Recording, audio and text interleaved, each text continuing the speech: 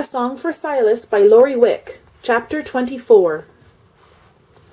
The following day was Saturday, and Silas came in from the fields a bit early. Amy surprised both men at the supper table when she asked if Silas would take her to town after the meal. Silas assured her he would be glad to oblige. Amy then looked to Grant. "You're sure, Amy?" "I'm sure. I should have told Uncle Evan the first day he asked me." Amy did a quick clean-up on the kitchen, and they were able to leave while there was still light in the sky. Neilsville on Saturday night was a busy place. In front of each saloon was a crowd, and the noise spoke of boisterous activity within. Amy was glad for Silas's presence. A man would have to be crazy to challenge someone of Silas's proportions. Crazy or drunk. Amy wondered a little at her decision to come into town at night, but she knew it was time to resolve this with Uncle Evan. She had prayed about little else since her talk with her dad, and knew without a doubt the answer to her uncle must be no. If Amy was honest with herself, she did not really believe she would ever move away from the farm. The only reason she could think of would be to marry, and there were simply no men in the area in whom she was the least bit interested. She knew her father meant well, but for now, just knowing she would be able to settle things was peace enough. The entire downstairs of the Randall mansion was lit. For a moment, Amy thought her relations might be entertaining, but the carriage house was closed, and there did not seem to be any extra vehicles about.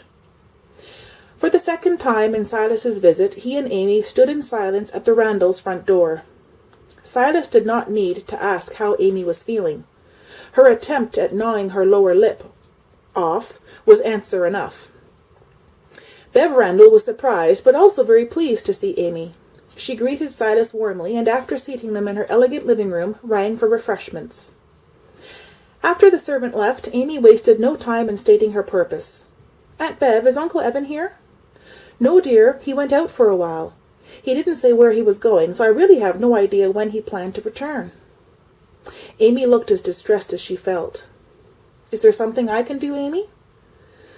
"Well, I'm not sure. I think I should tell Uncle Evan first, but Amy's voice trailed away in uncertainty. "Is it about your coming to live here?" Amy nodded. "Evan told me that he'd asked you."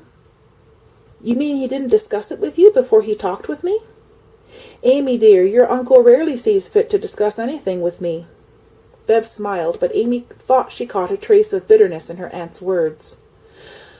"I'm sorry he didn't discuss it with you first. He should have," Amy stated firmly, and went on before Bev could interrupt. "I've come tonight to tell him no. I know the offer was made in love, but I want to stay on the farm. I've never had a strong desire to live in town. I know Uncle Evan will think my dad is holding me back, but that's not true. The farm is where I want to be, and would be even if Dad had not been hurt." A servant entered the room then, and served small sandwiches and cookies for 3. Amy's plate of food sat untouched, and she was quiet a moment as she sipped her coffee. "Aunt Bev, I really wanted to give my answer to Uncle Evan. Please don't be hurt. I need to be able to express how I feel to him in person." "I'll not even tell him you were here," she stated in kind assurance. "You can tell him the next time you see him." "You're not hurt?" "No. I'm glad for the special relationship you have with Evan. You make your uncle very happy."